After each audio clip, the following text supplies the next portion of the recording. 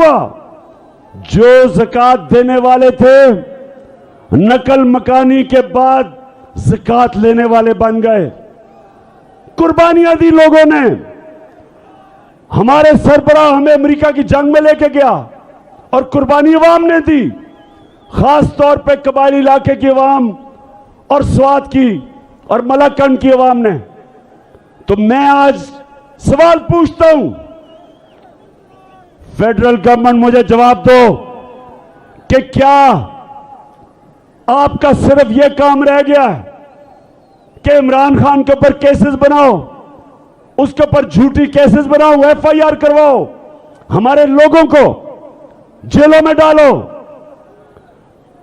Media के ऊपर पाबंदियां लगाओ, शहबाज गिल को पकड़ के जिस तरह आपने उसके ऊपर तशद्दुद किया, और अब आजम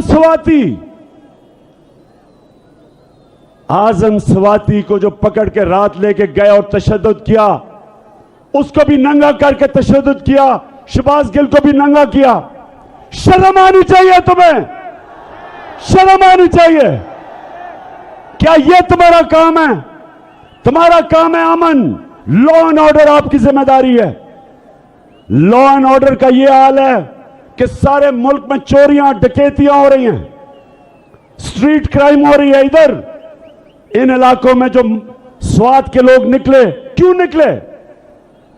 स्वात के लोग इसलिए निकले कि उन्होंने बड़ी कुर्बानी दी थी जब हमें अमेरिका की जंग में लेके गए थे। तो अब आप जिम्मेदार हैं जो हो रहा है। और महमूद खान चीफ मिनिस्टर साहब, मैं आपको आज कह रहा हूं कि फेडरल गवर्नमेंट को से पूछें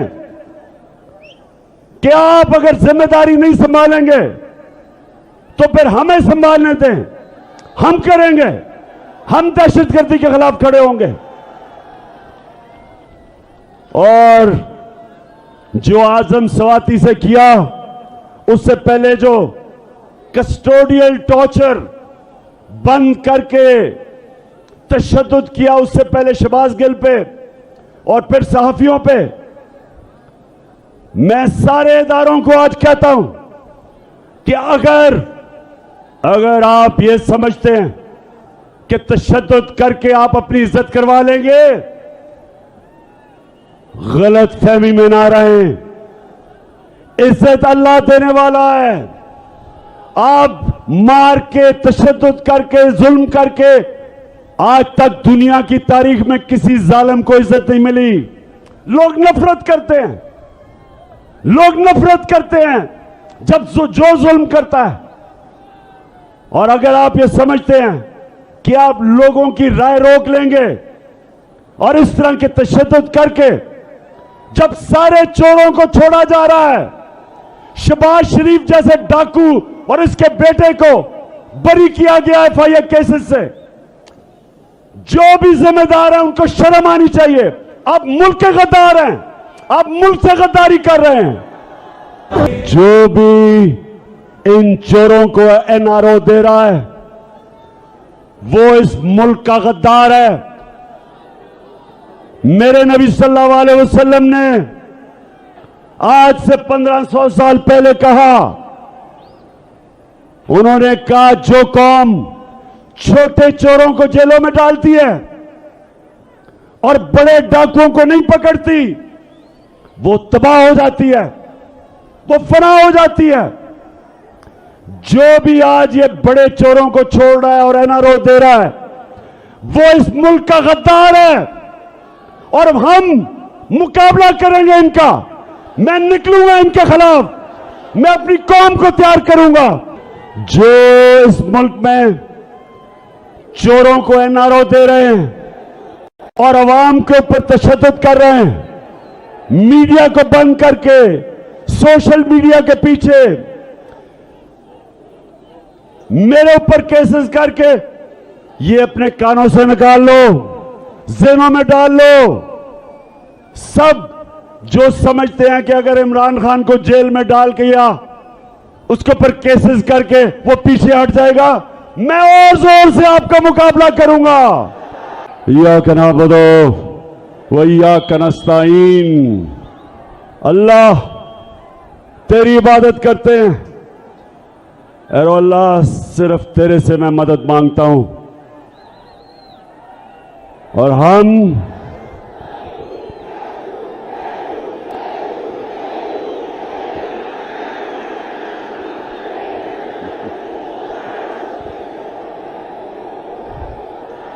पहले जब भी मैं आपके सामने तकरीर करनी शुरू करता था तो वो क्या आवाज आती थी? डीजल। और ये अब एक नई आवाज आ रही है, ये क्या है? और मुझे आहिस्ता आहिस्ता पता चला कि मेलू का मतलब भालू है। अच्छा अमरदान, आपको पता है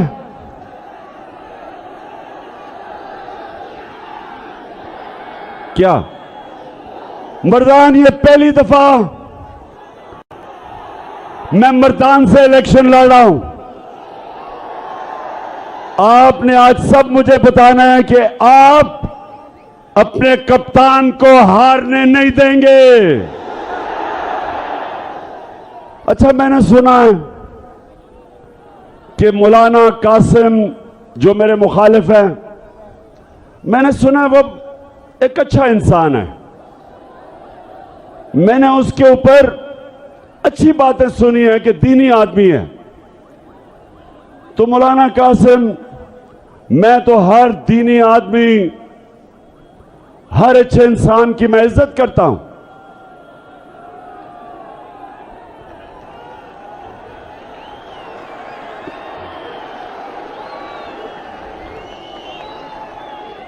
लेकिन मौलाना कासिम, मैं आपसे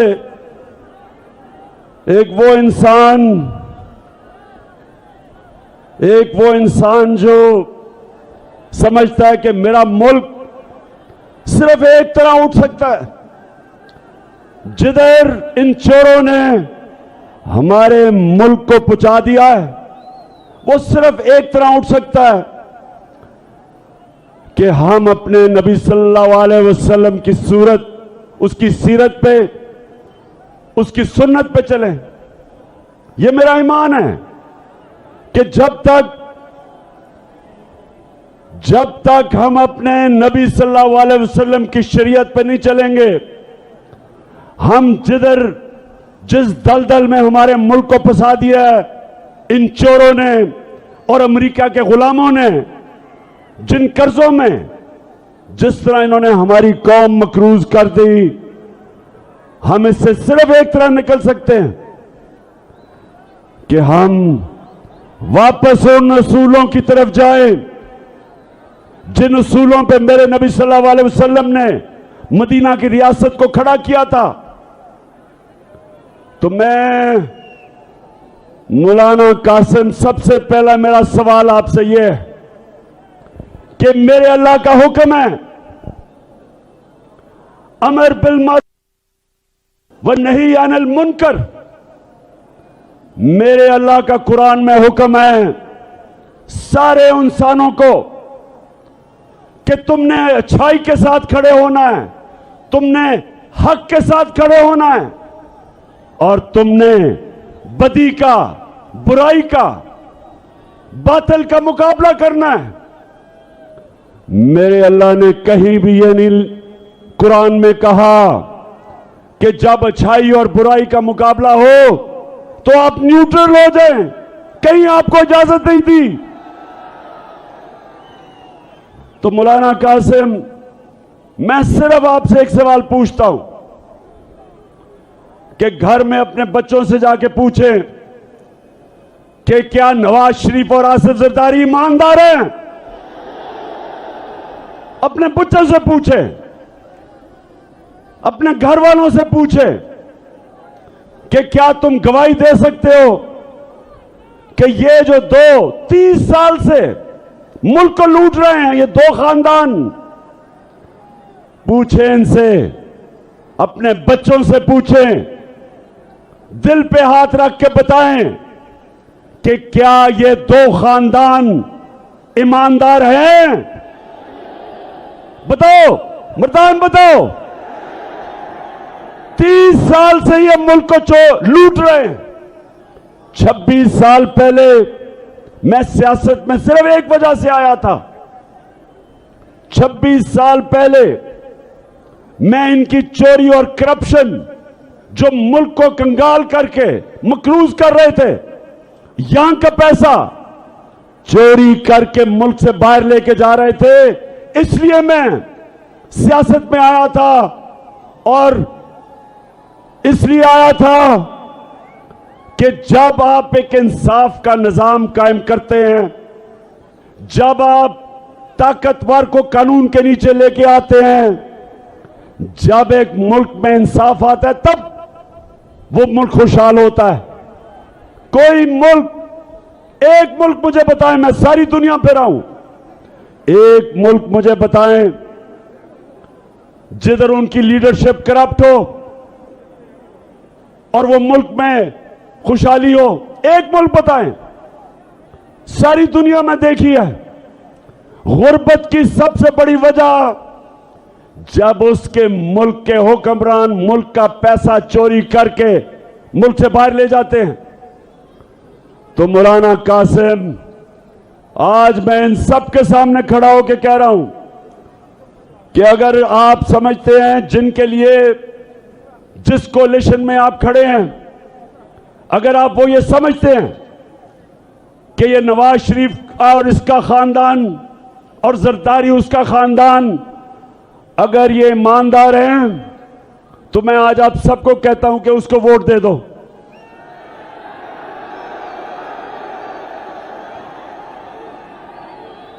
लेकिन मौलाना कासिम साहब, इनके ऊपर तो चोरी पे किताबें लिखी हुई हैं। इनके ऊपर तो बीबीसी ने 2 फिल्में बनाई हुई हैं इन दोनों की चोरी पे। इनके ऊपर किताबें हैं इनकी चोरी की। मौलाना कासिम, मुझे जवाब दो, मेरे ऊपर हर रोज नई एफआईआर कटती है, हर रोज मैं अदालत में जाता हूं, हर रोज मैं जमानत लेता हूं। मौलाना कासिम, मुझे बताएं, मैं क्यों लंदन नहीं भाग जाता? मैं क्यों नहीं मुल्क छोड़ के जाता? मैं अदालत में भी इनका मुकाबला करता हूं, इन चोरों का, और मैं जमीन पे जाके अपनी कौम को जगाता हूं, अपनी कौम को बताता हूं कि मेरी कौम का कोई मुस्तकबिल नहीं, किसी कौम का भी कोई मुस्तकबिल नहीं जिसके ऊपर चोर मुसल्लत हो, जिनके ऊपर अरबों रुपए के केसेस हो। तो मुझे मौलाना कासिम, आप सुना अच्छे आदमी हैं, मुझे बताएं, आपका ज़मीर इजाजत देते हैं आपको इन चोरों के साथ खड़े होना? कैसे आप अपने अल्लाह के सामने खड़े होंगे? क्योंकि अल्लाह ने तो वाज़ेह तौर पे आपको हुक्म दिया है अमर बिल मारूफ का। उसने आपको हुक्म दिया है कि अच्छाई का साथ दो। और अगर आप ये समझते हैं कि इमरान खान करप्ट है और फिर चले जाएं इसके साथ, लेकिन अगर इमरान खान करप्ट होता तो वो भी आज दुम दबा के नवाज शरीफ की तरह मुल्क से बाहर भागा होता। मर्दान,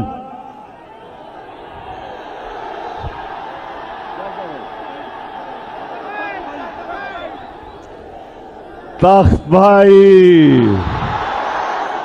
लेकिन जिला तो मर्दान है। तख्त भाई सुनो, अच्छा तख्त भाई फिर से हाथ उठा के बताओ, आपने मुझे हारने नहीं देना। मैं सबकी जिम्मेदारी लगा रहा हूं, जितने यहां खड़े हैं मैं सबकी जिम्मेदारी लगा रहा हूं कि आपने घर घर जाके लोगों को निकालना है। ये जो चोर हैं, इनके साथ मिला हुआ है इलेक्शन कमिश्नर एक बदयानतदार आदमी इनके साथ मिलके इसने कम से कम 10 से 15 हजार जाली वोट डलवाई हुई है और हमने 10 से 15 हजार जाली वोट के बावजूद इनको शिकस्त देनी है। मर्दान, जब मैं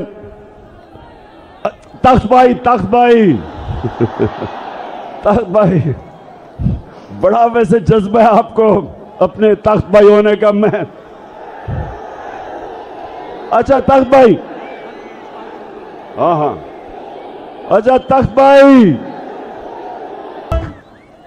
तो मैं मौलाना कासिम साहब, अगर आप ये समझते हैं ना कि जरदारी और नवाज शरीफ चोर नहीं है तो ये क़यामत की निशानी है। करप्शन क्या होती है तख्त भाई? करप्शन क्या होती है? चोरी होती है जब आपके कोई टेलीफोन जेब से निकाल ले, इसको चोरी कहते हैं। चोरी होती है आपके घर में कोई आके डाका मार दे। लेकिन करप्शन होती है जब कौम का पैसा चोरी किया जाता है, जब आपका पैसा चोरी किया जाता है, जो आपके स्कूलों पे लगे, अस्पतालों पे लगे, सड़कों पे लगे, आपके आटा को सस्ता करने पे लगे। जिस तरह हमने पेट्रोल और डीजल को कम किया, सब्सिडाइज किया, इस पे पैसा, तो जब कौम का पैसा चोरी होता है और दूसरा वो मुल्क से जब बाहर लेके जाते हैं डॉलर लेके, तो डॉलर कम होते हैं। जब डॉलर कम होते हैं रुपए की कीमत गिरती है। जब रुपया गिरता है महंगाई आती है। बाहर से जो भी चीजें इंपोर्ट करते हैं सब महंगी हो जाती हैं जब रुपया गिरता है। तो ये सारे मिलके बताएं कि इनके बड़े बड़े महलात, लंदन में जो 4 बड़े बड़े महलात, मैं अभी आपको भी फिल्म दिखाने लगा हूं, जरा वो भी देखें। उससे पहले करप्शन ये होती है जब इक्तदार में आके आप अपने इक्तदार का फायदा उठा के पैसा बनाते हैं। मैं जितनी देर इक्तदार में रहा, तख्त भाई सुन लो, 3.5 साल जब नवाज शरीफ भी उतना देर रहा, उसने 17 फैक्ट्रियां बनाई। जब वो इक्तदार में था 90 से 93 तक 17 फैक्ट्रियां बनाई उसने। और मेरा रिकॉर्ड देखो कि 3.5 साल में मैंने अपने दादा की भी जमीन बेची, अपने बाप की भी जमीन बेची। एक बताएं कि इमरान ने फायदा उठाया हुआ इक्तदार का? एक बताएं। हर चीज ये सारों से पूछते फिर रहे हैं कि कोई बताए इमरान खान ने कोई चोरी की हो। मैं इन सबको बताता हूं, चैलेंज करता हूं तुम्हें कि कभी किसी प्राइम मिनिस्टर ने ऑफिस में आके इतना मुल्क का कम पैसा खर्च नहीं किया, इतना पैसा बचाया नहीं। मेरा चैलेंज है इन चोरों के मुकाबले में। तो मर्दान, तख्त भाई, जिला मर्दान, अच्छा तख्त भाई सुनो, अच्छा अब मैं 2 और बड़े पहले मैं आपको ये दिखाने लगा हूं, ये जरा भी सारे बैठ जाएं क्योंकि मैं इनको एक फिल्म दिखाने लगा हूं। मैं ये चाहता हूं, बैठ जाओ तख्त भाई, मैं ये चाहता हूं कि ये जब आप फिल्म देखेंगे तो मौलाना कासिम को जरूर आपने ये बताना है इस फिल्म का। अब ये देखें, बैठ जाओ ताकि वो देख लें पीछे। अच्छा मर्दान सुना जरा, ये फिल्म क्या है? मुझे पता चला, उधर भी नीचे बैठ जाओ, उन्होंने देखना वो फिल्म। शाबाश, नजर आ रही है सबको? अच्छा अब पहले मैं बैकग्राउंड बता दूं कि मुझे पता चला कि लंदन के सबसे महंगे इलाके के अंदर 4 अरबों रुपए के महलात ये नवाज शरीफ ने खरीदे अपनी बेटी के नाम पे। ये आज से कोई 10-11 साल पहले की बात है। तो जब मैंने ये कहा तो नवाज शरीफ की बेटी मरियम टीवी पे आई, तो सुने उसने क्या कहा, ये देखिए जरा आप। मुझे लगा कि आप लोगों को बेवकूफ नहीं बना सकते। मेरी सेंट्रल लंदन में प्रॉपर्टीज तो दूर की बात है, मेरी पाकिस्तान में भी कोई प्रॉपर्टी नहीं है। मैं अपने वालिद के पास है और मुझे समझ नहीं आई कि मेरी और मेरी वालदा की और बहन भाइयों की प्रॉपर्टीज ये कहाँ से निकाल के ले आए हैं। मेरे नाम पाकिस्तान में कोई प्रॉपर्टी नहीं है, ये तो रियल की बात है। सुन लिया कहती कि मेरी लंदन तो छोड़ो, पाकिस्तान में भी मेरी बेचारी की कोई प्रॉपर्टी नहीं है, मैं तो एक गरीब लड़की हूं। अच्छा, अब मरियम को नहीं पता था कि वो सच का खुदा है, अल्लाह हक है, उसका वादा है कि आज नहीं तो कल सच सबके सामने आ जाएगा। अब उसको नहीं पता था कि 4 साल के बाद एक इंटरनेशनल इंकशाफ होता है, पैनामा पेपर्स, और उसके अंदर ये आ जाता है। उधर उनको पुलिस नीचे क्या तासु कहना, हाँ अच्छा। तो अब मरियम को नहीं पता होता कि वो तो इंटरनेशनल एक इंकशाफ हो जाता है, और उसमें क्या होता है, उसमें पता चलता है कि वो जो 4 महंगे महल थे वो मरियम के नाम पे थे। अब जरा ये आपने मौलाना कासिम को जरूर दिखाना है। अब जरा जाए उसका भाई क्या कहता है। अल्हम्दुलिल्लाह पे इस बात को तस्लीम करता हूँ कि अल्हम्दुलिल्लाह पार्लियामेंट के ऊपर जो अपार्टमेंट्स हैं वो अल्हम्दुलिल्लाह हमारे हैं। मैं इस बात को तस्लीम करता हूँ कि उनको ऑफशोर कंपनीज नेस्कॉल लिमिटेड और नीलसन लिमिटेड जो है उनको ओन करती हैं, और मैं आपको ये भी अर्ज करता हूँ उनको होल्ड करनी है इस वक्त मरियम नवाज शरीफ मेरी हमशीरा जो है। ठीक है जी, समझ गए। खुद तस्लीम करता है कि ये जो 4 बड़े महंगे अरबों रुपए के जो महल्लात हैं वो हमारे भी हैं, और मेरी बहन मरियम नवाज शरीफ उसकी मालिका है। सुन लिया। पहले कहती कि मेरे पास तो लंदन छोड़ो पाकिस्तान में भी कुछ नहीं है। जब इंकशाफ हुआ कि लंदन के सबसे महंगे इलाके में अरबों रुपए के 4 महलात इनके, ये क्यों इसने झूठ बोला? तख्त भाई क्यों झूठ बोला? क्योंकि चोरी का पैसा था। इसके बाप ने पैसा चोरी करके बाहर लेके गया था। अच्छा, अब जब पकड़ी गई, अब मरियम, मैंने कभी किसी को, अब जरा ये अगली मैं वीडियो दिखाने लगा हूं, जरा गौर से देखना। मैंने अपनी जिंदगी में, तख्त भाई, मैंने कभी अपनी जिंदगी में इतने सीधे मुंह से झूठ किसी को नहीं बोलते देखा जितना मरियम बोलती है। अब ये देखें जरा, ये क्या कह रही है। हसन हुसैन के पास आज जो भी है वो एक अरबपति दादा के पोते हैं।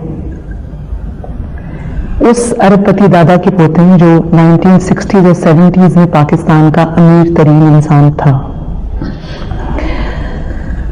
ये जो एसेट्स हैं, ये जो बिजनेस के लिए पैसा है, ये सारा दादा से डायरेक्टली बच्चों को ट्रांसफर हुआ। सुन लिया। कहती, अब ये कह नहीं सकती थी। देखिए, मैं आपकी तरबियत भी कर रहा हूं ना तख्त भाई, मैं आपकी तरबियत भी कर रहा हूं। अच्छा, अब इसने क्यों कहा कि जी वो वालिद की नहीं? क्योंकि वालिद का जिस वक्त नाम लेती तो सबको पता था कि वालिद के पास तो पैसा ही नहीं था वो प्रॉपर्टी लेने का।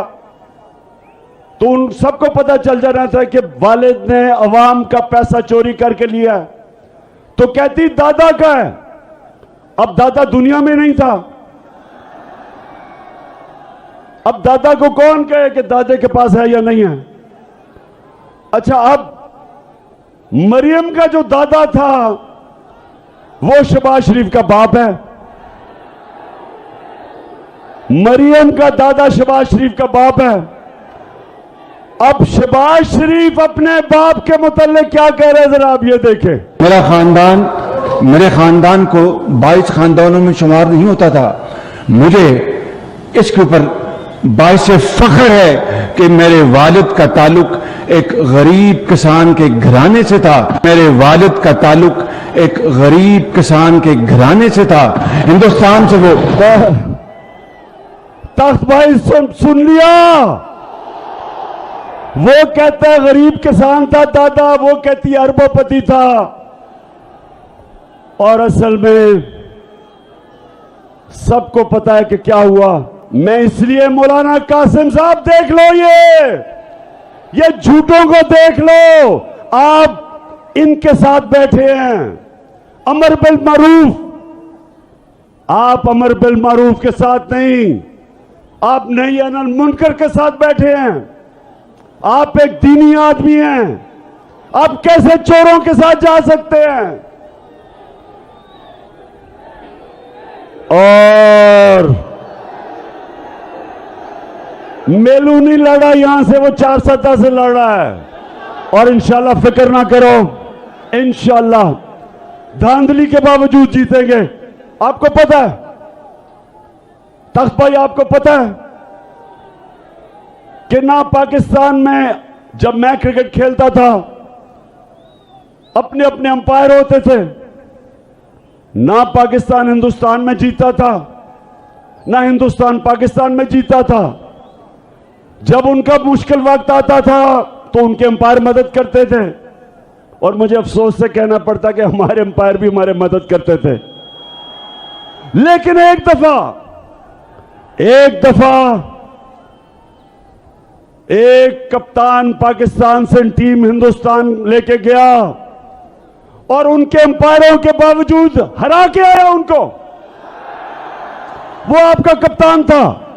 इस तरह इंशाअल्लाह ये जो इलेक्शन कमिश्नर बददियानतदार आदमी जिसने 10 से 15 हजार जाली वोट डाले हुए हैं, मेरा चैलेंज है कि अवाम आज पाकिस्तान की हमारे साथ है। उसके बावजूद, धांधली के बावजूद इंशाअल्लाह तुम्हारा वही हाल करेंगे जो हमने हिंदुस्तान का किया था हिंदुस्तान जाके। अच्छा, अब 2 और मैं बातें करनी है तख्त भाई। एक, जो स्वात में हो रहा है, जो हमारे पुराने कबायली इलाके में हो रहा है, जब मेरी हुकूमत थी तो हमने दहशतगर्दी के ऊपर काबू पा लिया था। अब सब जानते हैं कि हमने दहशतगर्दी पे काबू पा लिया था। और आप सब जानते हैं कि मैं बार बार 20 साल कहता रहा कि हमें अमेरिका की जंग में नहीं जाना चाहिए। आप गवाह रहे हैं तख्त भाई, नौजवानों गवाह रहो कि मैं 20 साल कहता रहा कि यह हमारी जंग नहीं है, अमेरिका की जंग है, हमें इसमें नहीं होना चाहिए। मैं कहता गया कि हमारे लोगों को किसी और की जंग में कुर्बान किया जा रहा है। 80,000 हमारे लोग कुर्बान हुए। कोई पाकिस्तान में टीटीपी नहीं थी। जब हम उनकी जंग में गए तो हर किस्म का पाकिस्तान में दहशतगर्दी हुई। जब मेरी हुकूमत आई, आप सब गवाह हैं कि एक ड्रोन अटैक नहीं होने दिया हमने वाज़ेह तौर पे अमेरिका को कहा कि हम तुम्हारे साथ अमन में होंगे, लेकिन किसी जंग में हम तुम्हारे साथ शिरकत नहीं करेंगे। और यह अमन हो गया। अब स्वात के अंदर जो हो रहा है और कबायली इलाके में भी, जो पुराना कबायली इलाका था, मैं आज फेडरल गवर्नमेंट से पूछता हूं, क्या आप जिम्मेदार हैं इसके? आपने कैसे इजाजत दी? बॉर्डर आपके कंट्रोल में है और बॉर्डर से ये जो लोग आए हैं, और ये जो अब दहशतगर्दी हो रही है और जो स्वात के लोगों ने कुर्बानियां दी थी जब उन्होंने नकल मकानी की, उनके घर लूटे गए थे, उनको नुकसान हुआ। जो ज़कात देने वाले थे नकल मकानी के बाद ज़कात लेने वाले बन गए। कुर्बानियां दी लोगों ने। हमारे सरबराह हमें अमेरिका की जंग में लेके गया और कुर्बानी अवाम ने दी, खास तौर पे कबायली इलाके की अवाम और स्वात की और मलाकंड की अवाम ने। तो मैं आज सवाल पूछता हूं, फेडरल गवर्नमेंट मुझे जवाब दो कि क्या आपका सिर्फ यह काम रह गया है कि इमरान खान के ऊपर केसेस बनाओ, उसके ऊपर झूठी केसेस बनाओ, एफआईआर करवाओ, हमारे लोगों को जेलों में डालो, मीडिया के ऊपर पाबंदियां लगाओ, शहबाज गिल को पकड़ के जिस तरह आपने उसके ऊपर तशद्दुद किया, और अब आजम स्वाति को जो पकड़ के रात लेके गए और तशद्दुद किया, उसको भी नंगा करके तशद्दुद किया, शहबाज गिल को भी नंगा किया। शर्म आनी चाहिए तुम्हें, शर्म आनी चाहिए। क्या यह तुम्हारा काम है? तुम्हारा काम है अमन, लॉ एंड ऑर्डर आपकी जिम्मेदारी है। लॉ एंड ऑर्डर का यह हाल है कि सारे मुल्क में चोरियां डकैतियां हो रही हैं, स्ट्रीट क्राइम हो रही है। इधर इन इलाकों में जो स्वात के लोग निकले, क्यों निकले? स्वात के लोग इसलिए निकले कि उन्होंने बड़ी कुर्बानी दी थी जब हमें अमेरिका की जंग में लेके गए थे। तो अब आप जिम्मेदार हैं जो हो रहा है। और महमूद खान चीफ मिनिस्टर साहब, मैं आपको आज कह रहा हूं कि फेडरल गवर्नमेंट को से पूछें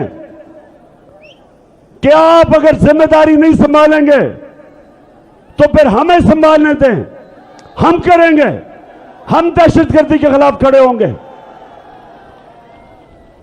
और जो आजम स्वाति से किया, उससे पहले जो कस्टोडियल टॉर्चर बंद करके तशद्दुद किया, उससे पहले शहबाज गिल पे और फिर सहाफियों पे, मैं सारे इदारों को आज कहता हूं कि अगर आप ये समझते हैं कि तशद्दुद करके आप अपनी इज्जत करवा लेंगे,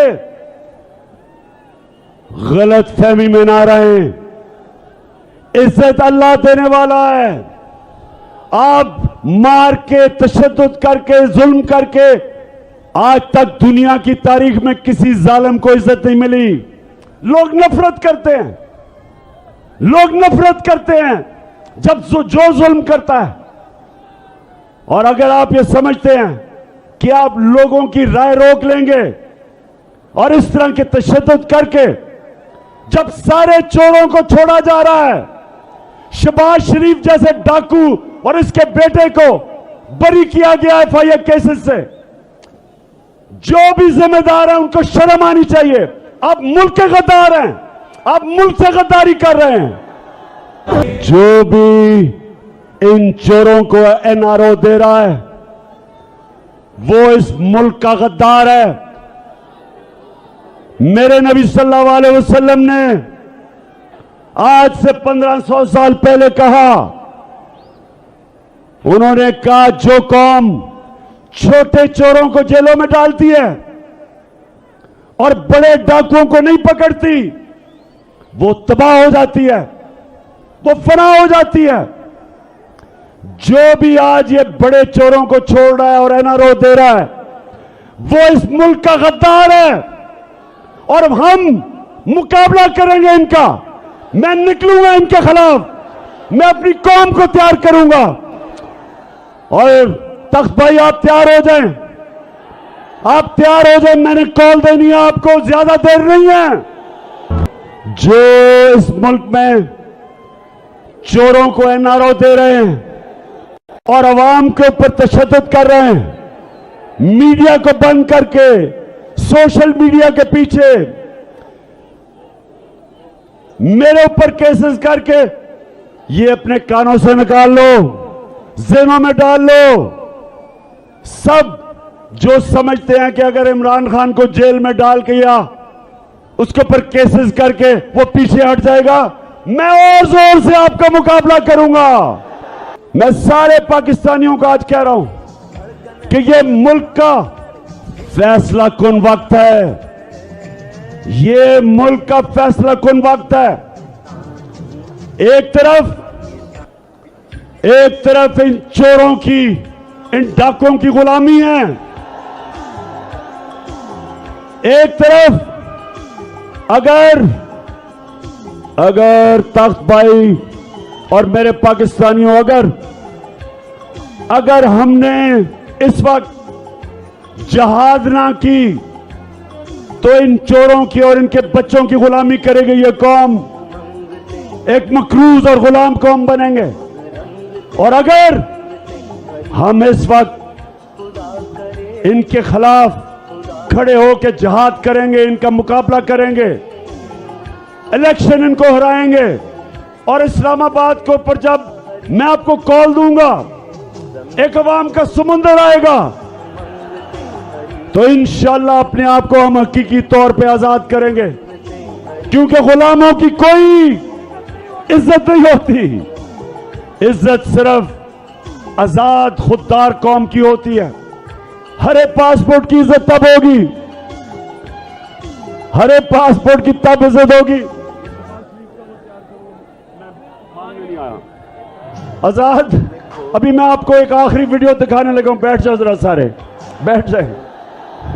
आखिरी वीडियो, उसके बाद मैंने अब सबसे हल्फ लेना है, मैं हल्फ लूंगा, लेकिन पहले मैं ये आपको वीडियो दिखाऊं कि इस मुल्क को ये जो चोर को ऊपर बिठा दिया है, ये मैं कैसे जलील कर रहा है। सुने सुने, मैं सऊदी अरब से होकर आया हूं, मैं यूएई के होकर, अभी मैं तुर्की होकर आया हूं, और मैं उन भाइयों को कहा कि आप हमारे बड़े अजीम भाई हैं, हमेशा आपने हमारी मदद की। और मैंने यही कहा, जब मैं आया हूं तो आप समझेंगे शायद ये मांगने आया, मैं मांग नहीं आया, लेकिन मजबूरी है।